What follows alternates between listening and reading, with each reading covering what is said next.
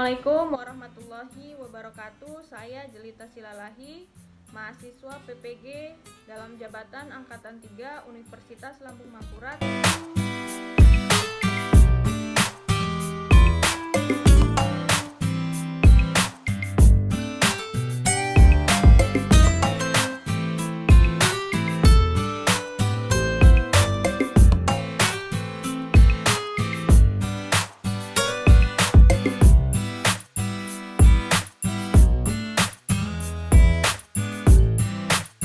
Warahmatullahi wabarakatuh. Selamat siang anak-anak. Apa kabar kalian hari ini? Mudah-mudahan semuanya tetap sehat, tetap semangat dalam pembelajaran jarak jauh ini. Sebelum kita mulai kegiatan pembelajaran kita hari ini, Ibu ingatkan kembali untuk tolong kameranya dinyalakan ya. Kemudian kita awali hari ini dengan berdoa dulu. Silahkan ketua kelasnya dipimpin untuk berdoa. Sebelum pelajaran dimulai, lebih baik kita berdoa. Tangan dilipat, tunjukkan doa mulai. Doa selesai. Bersalam. Assalamualaikum warahmatullahi wabarakatuh. Waalaikumsalam warahmatullahi wabarakatuh. Sebelum kita mulai kegiatan pembelajaran kita hari ini, Ibu absen dulu ya nak ya. Silahkan ketika Ibu panggil namanya direspon ya. Dan Ibu ingatkan kembali untuk kontrak belajar kita yang sudah kita sepakati bahwa kamera harus selalu dalam keadaan on ya. Kalau ada kendala dengan perangkat atau dengan jaringannya tidak bisa menyalakan kamera, bisa langsung diinformasikan baik dari chat room yang ada di sini ya, atau melalui grup kelas kalian biar bisa disampaikan oleh ketua kelasnya atau perwakilan dari teman-temannya. Nah, Ibu absen dulu. Adam Naufal. Hadir, Bu. Adawiyah. Azrial Hisam. Hadir, Bu. Alvito. Hadir, Bu. Arleta Laksmi. Hadir, Bu. Hadir, Bu. Aulia. Hadir, Bu. Claresta. Resta ada kendala jaringan, Bu. Kendala jaringan. Dedi. Dimas. Hadir, Bu. Hadir, Bu. Erli. Hadir, Bu. Faiz. Hadir, Bu. Haitsam. Haitsam ada tadi ya. Indra. Jasmine Jena. Hadir, Bu. Keisha. Hadir, Bu. Kalisa. Hadir, Bu. Madia. Hadir, Bu. Maritza. Hadir, Bu. Marsha. Hadir, Bu. Muhammad Sultan Hanif. Sultan lagi masalah jaringan, Bu. Muhammad Sultan Hanif. Sultan lagi masalah jaringan, Bu. Oke, Muhammad Zarfa. Hadir, Bu. Ibu Oke. Zarfa izin off cam. Iya. Sebelum kita mulai kegiatan pembelajaran, Ibu mau kasih kalian ice breaking dulu ya. Karena ini sudah siang, kita untuk memulus konsentrasi kalian. Ya, di sini Ibu akan memberikan kalian ice breaking. Sudah kelihatan di nanti akan Ibu minta satu orang untuk menyebutkan warnanya juga ya di sini ya. Warna berikut. Ya, disebutkan warnanya. Sama-sama yuk nyalain mikrofonnya yuk, Nak. Udah. Ayo sama-sama ya kita sebutkan warnanya. 1, 2, 3. Merah. Merah. Orange. Ibu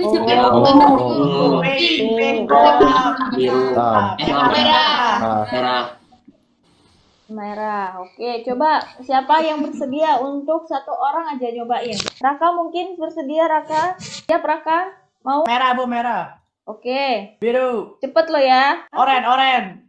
Ayo Oren. cepet. Terus? Nah, biru, oren, hijau, ungu, pink, terus hitam, merah. Luar biasa ya. Tepuk tangan buat Raka ya. Sebelum kita masuk ke materi kita hari ini, Ibu mau mengulas kembali materi kita di pertemuan sebelumnya. Ya, dimana pada waktu pertemuan sebelumnya kita sudah membahas tentang Hindu Buddha ya. Ada banyak hal yang kita pelajari dari Hindu Buddha ini. Kira-kira di sini ada yang bisa menjelaskan inti dari materi kita tentang Hindu Buddha di pertemuan kemarin? Ada yang mau bersedia untuk menjelaskan? Saya, Bu. Ayo coba, silahkan nak. Yang saya masih ingat adalah kita membahas tentang 4 kerajaan Hindu Buddha yang ada di Indonesia, Bu, yaitu Kerajaan Mataram, Kediri, Singaraja dan Majapahit. Singaraja atau Singasari? Singasari, Bu. Ya betul ya, apa yang disampaikan oleh teman kita ya, Muhammad Sultan Hanif. Kita sudah membahas tentang 4 kerajaan ya. Tuh, rasa tepuk tangan lagi. Nah, dari sini kira-kira dari kerajaan Majapahit ada yang bisa menjelaskan tentang kehidupan politiknya? Saya, Bu, saya. Ayo, silahkan. Pada masa pemerintahan Tribuan Tunggadewi Jaya Wisnuwardani, Gajah Mada diangkat sebagai Perdana Menteri Majapahit. Pada saat pelantikannya sebagai Perdana Menteri, Gajah Mada mengucapkan sumpah yang terkenal, yaitu Sumpah Palapa. Ini Sumpah Palapa ialah cita-cita Gajah Mada mempersatukan Nusantara di bawah kekuasaan Majapahit. Iya, betul ya. Terima kasih ya, Nak ya. Jasmine, benar ya, pada masa kerajaan Majapahit ada Gajah Mada yang bersumpah dia akan menyatukan Nusantara. Tentunya ini menjadi satu nilai buat kita ya, bahwa kita pun yang hidup pada generasi milenial ini berupaya semaksimal mungkin untuk mempertahankan keutuhan NKRI.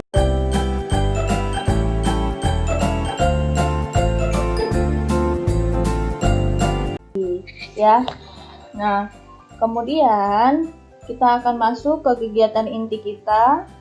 Ya, Ibu akan menampilkan PowerPoint lagi. Sudah muncul ya? Udah, Bu. Oke. Udah muncul, Bu, udah. Oke, terima kasih. Nah, di sini kita akan membahas tentang teori masuk dan berkembangnya agama dan kebudayaan Islam ke Nusantara. Ya. Nah, mungkin kalau kita lihat icon ini adalah apa ya namanya ya, identik dengan Islam, kebudayaan Islam ya. Kita bisa lihat ada unta, kemudian ada Al-Quran, masjid, sajadah dan lain-lain. Ini adalah kebudayaan dari Islam itu sendiri. Nah, kemudian ini lagi adalah Mekah. Ini bahkan seluruh masyarakat dunia ini adalah dan kita semua Ka'bah gitu. Nah, ini adalah kompetensi dasar kita, analisis perkembangan kehidupan masyarakat, pemerintahan, dan budaya pada masa kerajaan-kerajaan Islam di Indonesia, serta menunjukkan contoh atau bukti-bukti yang masih berlaku pada kehidupan masyarakat Indonesia masa kini. Indikatornya, pada pertemuan pertama ini kita akan membahas tentang teori masuk dan berkembangnya agama dan kebudayaan Islam. Kemudian kita akan menganalisis saluran masuk dan berkembangnya agama Islam di Nusantara. Nah, kalian bisa menyebutkan salah satu dari 50 negara muslim terbanyak di dunia? Oh, ternyata Indonesia ya, Nak. Nah, ini Indonesia ternyata menjadi negara paling banyak penduduk muslimnya di dunia. Nah, padahal Islam sendiri lahirnya bukan di Indonesia. Nah, kira-kira mengapa Indonesia menjadi negara dengan penduduk muslim terbanyak di dunia? Saya, Bu. Ya, silahkan. Indonesia itu yang negara dengan penduduk terbanyak keempat di dunia. Terus mayoritas penduduknya muslim, jadinya dia negara dengan penduduk muslim terbanyak. Iya, betul sekali ya, Nak ya. Terima kasih ya, Marsha ya. Bahwa Indonesia saat ini merupakan penduduk dengan peringkat 4 terbanyak di dunia. Ya, setelah Cina, India, Amerika. Nah, kita tahu nih, Cina, India, dan Amerika itu bukan penduduk dengan mayoritas muslim. Jadi, otomatis Indonesia yang berada posisi keempat ini menjadi peringkat pertama penduduk muslimnya di dunia. Nah, kalau begitu, ada yang bisa menjelaskan bagaimana sih proses islamisasi di Indonesia? Kan kita tahu Islam itu lahirnya di Arab ya. Kira-kira ada yang bisa menjelaskan? Saya, Bu. Ya, silahkan. Mungkin karena wilayah Indonesia kepulauan, Bu, jadi pedagang asing yang singgah ke Indonesia dan terjadi interaksi dengan penduduk setempat, Bu. Iya, luar biasa ya. Ternyata pemahaman kalian tentang materi ini sudah sangat bagus ya. Jadi memang betul ya nak, jadi karena wilayah Indonesia ini kepulauan, otomatis banyak negara-negara yang menjadikan ini sebagai tempat transit terutama. Itu salah satunya yang mendapatkan pengaruh yang paling kuat awalnya dari kebudayaan Islam itu sendiri. Nah, kalau begitu, kira-kira negara mana yang berperan paling banyak di dalam penyebaran Islam? Nah, ini nanti akan dikaitkan nih dengan teorinya, teori masuknya Islam ke Nusantara. Ada yang bisa? Saya, Bu. Ya, silahkan. Ada Makkah, Gujarat, dan Persia, Bu. Iya, bagus ya. Betul sekali. Ada 3 teori masuknya agama dan kebudayaan Islam di Nusantara. Ya, seperti yang disampaikan oleh Wiyanda. Nah, ini Ibu akan memberikan kalian video pembelajaran. Kemarin sebenarnya sudah Ibu share di GCR.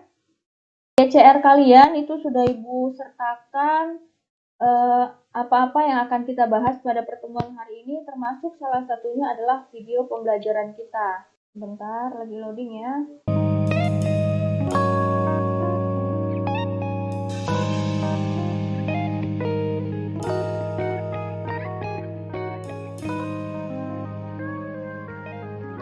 Assalamualaikum warahmatullahi wabarakatuh.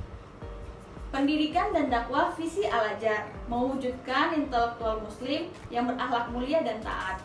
Anak-anak, apa kabar? Mudah-mudahan semuanya dalam keadaan sehat. Pendidikan berbasis iptek Al-Quran dan Sunnah menjadi kader pembangunan akhlak harapan kami Bapak Ibu gurunya. Meskipun corona sedang mewabah, mudah-mudahan kita semua terhindar dari virusnya. Anak-anak, apa kabar? Mudah-mudahan semuanya dalam keadaan sehat ya. Sebelum kita mengawali kegiatan kita hari ini, kita baca basmalah dulu, supaya setiap pekerjaan yang kita lakukan menjadi manfaat buat kita dan membawa keberkahan juga buat kita semua. Bismillahirrohmanirrohim. Hari ini kita akan membahas satu topik yang sangat menarik ya. Kenapa Ibu sebut sangat menarik? Karena ini merupakan pertama agama yang paling besar di Indonesia. Dan yang kedua juga menjadi identitas dari sekolah kita. Nah, kira-kira ada yang tahu apa yang akan kita bahas? Clue-nya ini? Ini? Nah, sudah tahu apa yang akan kita bahas? Nah, kita akan membahas tentang sejarah masuk dan berkembangnya kebudayaan Islam di Nusantara sesuai dengan KD 3.7, yaitu menganalisis berbagai teori tentang masuk dan berkembangnya agama dan kebudayaan Islam di Nusantara.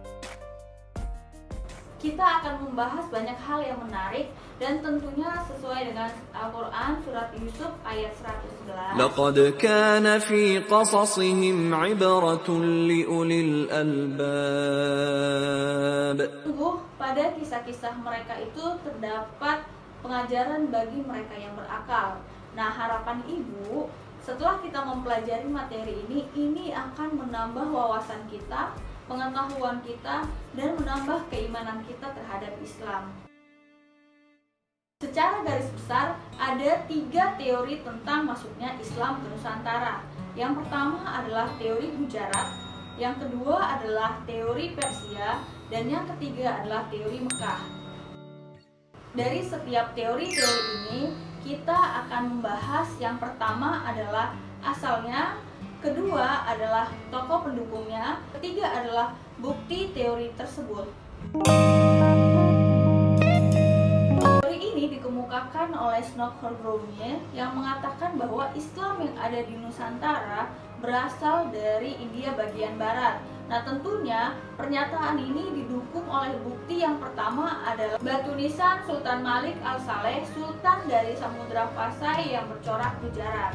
Yang kedua adalah catatan dari Marco Polo, pedagang Venesia yang pernah singgah di daerah Peureula atau Perlak, di mana dia mendapati banyak penduduk Muslim di sana dan peran pedagang India dalam penyebarannya.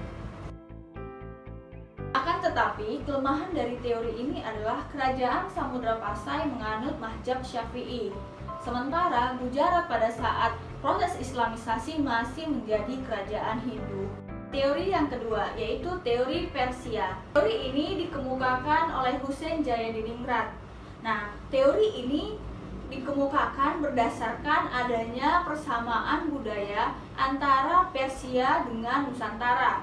Nah, persamaan budaya itu dalam memperingati upacara Tabot atau Tabwik, yaitu memperingati meninggalnya cucu Nabi Muhammad Husain bin Ali di daerah Sumatera Barat pada tanggal 10 Muharram atau 1 Syuro. Dan yang kedua adalah adanya kesamaan ajaran Sufi yang dianut oleh Syekh Siti Jenar dengan yang ada di Iran beraliran Al-Halaj.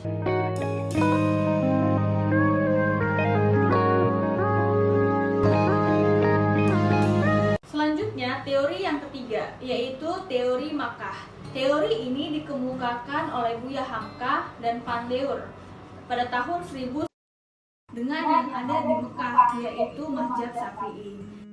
Dan yang kedua, adanya perkampungan Arab di daerah Baru Tapanuli. Dan yang ketiga adalah raja-raja di Samudra Pasai menggunakan gelar Al-Malik, di mana gelar tersebut biasanya digunakan oleh raja-raja yang dari Mesir. Nah, kira-kira teori mana yang paling benar? Dari tafsiran terhadap ketiga teori tersebut, orang-orang menerima bahwa Islam sudah Nah, tadi kita sudah nonton tentang video pembelajaran teori-teori tentang masuknya agama dan kebudayaan Islam ke Nusantara. Dari video yang kita tonton bersama, ada yang bisa menjelaskan kira-kira Islam yang ada di Nusantara itu berasal dari mana ya? Dari tadi video yang sudah kita saksikan, nah coba siapa? Adam ya, coba nak.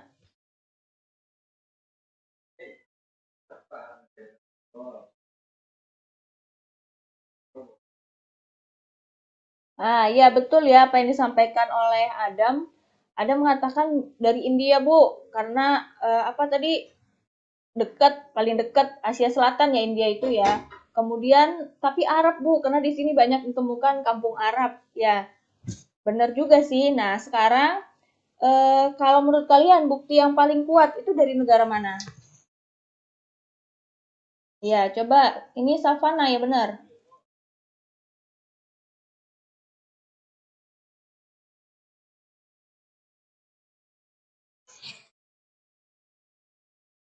Ya, betul ya nak ya, semua teori memang dianggap benar, tidak ada teori yang paling benar dan tidak ada teori yang salah ya. Karena memang ternyata masyarakat muslim di Indonesia pada saat itu memang sedang menjalin interaksi perdagangan dengan negara-negara muslim yang lain ya, masyarakat yang ada di Indonesia menjalin interaksi dengan masyarakat muslim yang datang ke Indonesia dan juga pada saat itu kerajaan-kerajaan yang ada di Nusantara ini sedang mengalami kemunduran. Jadi otomatis Islam itu bisa cepat berkembang gitu. Nah, anak-anak sesuai dengan materi kita saat ini itu tentang teori dan saluran masuknya agama dan kebudayaan Islam di Nusantara. Tadi kita sudah bahas sekilas tentang teorinya. Sekarang kita akan bekerja secara kelompok. Ya, Ibu akan membagi kalian menjadi 8 kelompok sesuai dengan nama-nama yang ada di LKPD kalian masing-masing ya. Ibu sudah membagikan LKPD-nya melalui GCR, silahkan kalian bisa buka ya.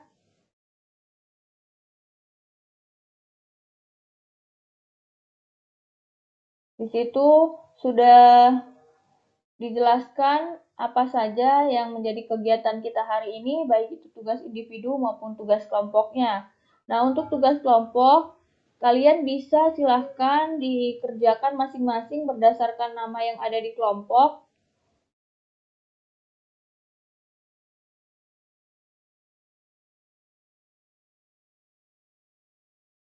Di sini Ibu ambil satu contohnya adalah dari teori Gujarat ya, karena teori ini yang pertama. Nah, nanti kalian isikan pertanyaannya sesuai dengan apa yang ada dari teori Gujarat itu. Ya, dari tokohnya, kemudian buktinya, kemudian juga kelemahan dari teori tersebut, ya, kemudian pendapat kalian tentang teori yang lain. Gitu. Jauh ini ada yang ingin ditanyakan tentang teknis dari tugas kelompok kita.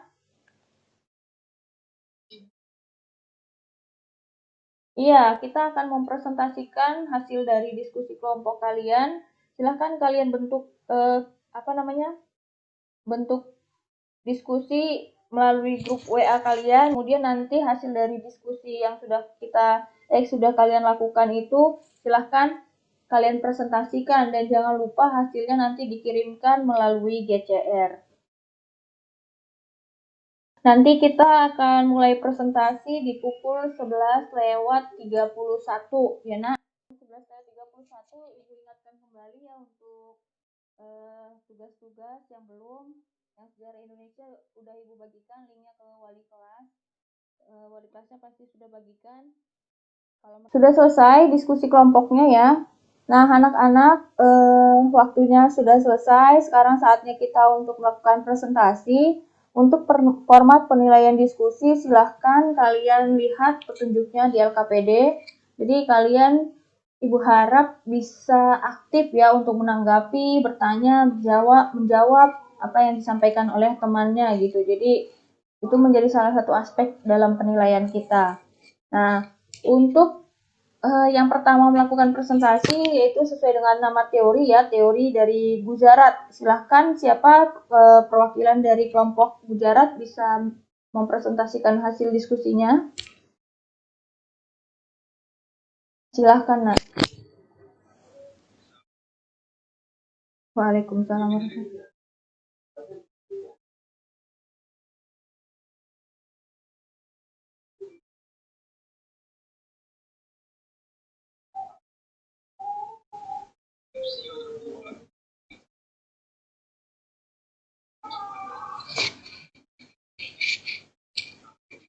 Ada yang ingin bertanya atau memberi tanggapan? Silakan yang ingin bertanya atau memberikan tanggapan untuk kelompok Gujarat. Tahun berapa Samudra Pasai atau Nusantara dapat pengaruh Islam? Dan gimana dengan Gujarat pada waktu itu? Apakah dia udah Muslim atau belum?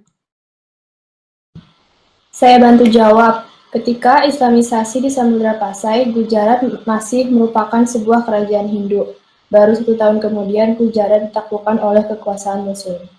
Iya, terima kasih anak ya. Benar apa yang disampaikan oleh Tasani dan juga Zahran.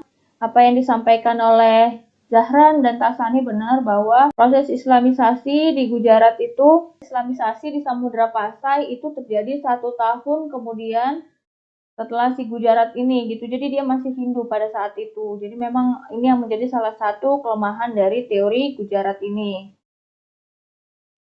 Nah, kemudian selain dari Nasiwa, ada yang mau memberikan tanggapan lagi untuk kelompok Gujarat?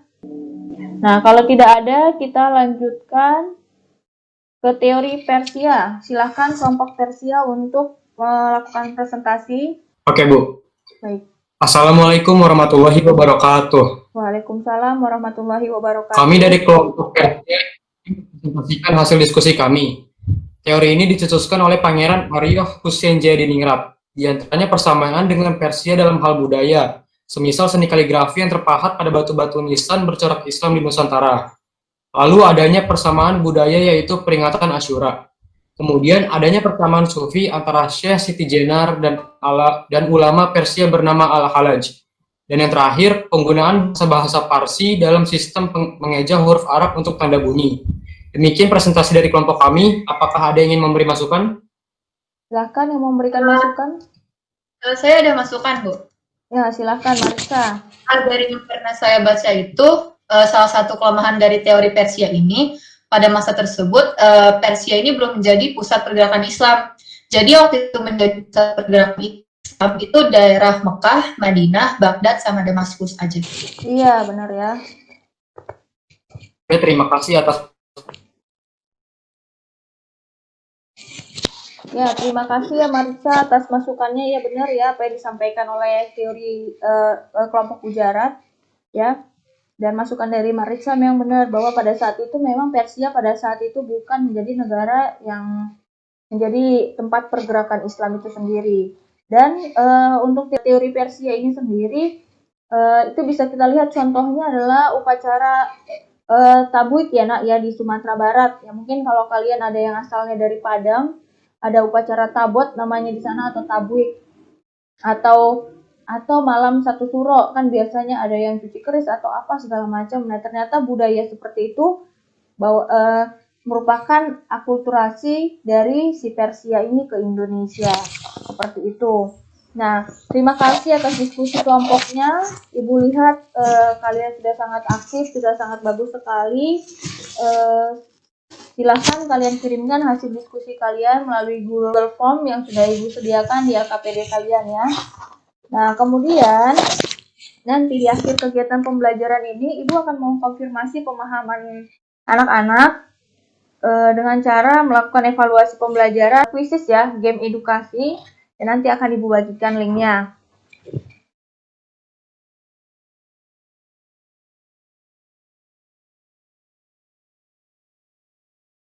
Nah, sebelum kita akhiri kegiatan kita, mari kita sama-sama untuk membuat kesimpulan untuk materi ini. Kira-kira di sini siapa yang bersedia untuk membuat kesimpulan? Saya, Bu. Ya, silahkan. Saya mencoba membuat kesimpulan, Bu. Ada 3 tentang masuknya dan berkembang agama Islam di Nusantara, yaitu Mekah, Gujarat, dan Persia. Dari ketiga teori ini, semua teori dianggapnya benar. Ya, betul sekali. Ada yang mau melengkapi lagi teori dari Claresta? Iya, Claresta tadi. Iya, silahkan, Nak. Pernikahan, pendidikan, tasawuf, dan kesenian. Ya, betul sekali ya apa yang disampaikan oleh Claresta dan Dimas bahwa ada 3 teori tentang masuk dan berkembangnya agama dan kebudayaan Islam ke Nusantara dan salah satu salurannya adalah melalui perdagangan. Ini adalah jalur utama dan pertama di dalam penyebaran agama Islam. Nah, anak-anak, ini menjadi nilai moral nih buat kita semua ya, nak. Ternyata setelah kita pelajari ini bahwa dengan penduduk Islam terbanyak di dunia, peringkat pertama, kita punya ratusan suku, kita punya ribuan pulau. Harusnya kita sebagai bangsa harus lebih percaya diri untuk mengejar kejayaan. Harapan Ibu setelah nanti kita bisa menjadi negara yang maju, ya, dengan apa yang kita miliki sebagai bangsa Indonesia. Nah, ini akan Ibu bagikan link untuk melakukan evaluasi pembelajaran. Sebentar.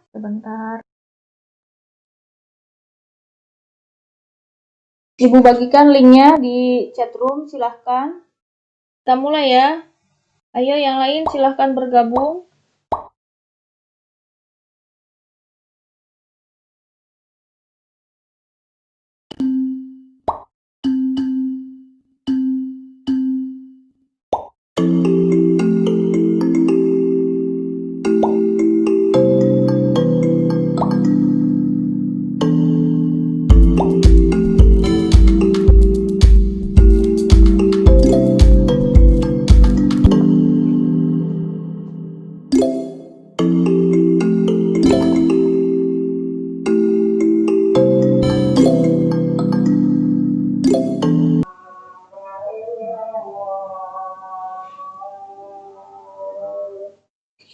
Nah, anak-anak, sembari kalian mengerjakan evaluasi pembelajaran, Ibu sampaikan kembali bahwa untuk pertemuan selanjutnya akan dilanjutkan dengan presentasi kelompok, yaitu kelompok jalur penyebaran Islam, ya. Sebelum kita akhiri kegiatan pembelajaran ini, ada yang ingin bertanya? Oke, kalau tidak ada yang bertanya, terima kasih untuk kegiatan pembelajaran hari ini. Mudah-mudahan kita semua mendapatkan keberkahan dari pembelajaran kita hari ini. Kita bisa akhiri dengan membaca hamdalah dan doa kafilatul majlis. Alhamdulillahirabbil alamin, subhanaka Allahumma wa bihamdika asyhadu an la ilaha illa anta astaghfiruka wa atubu ilaik. Assalamualaikum warahmatullahi wabarakatuh.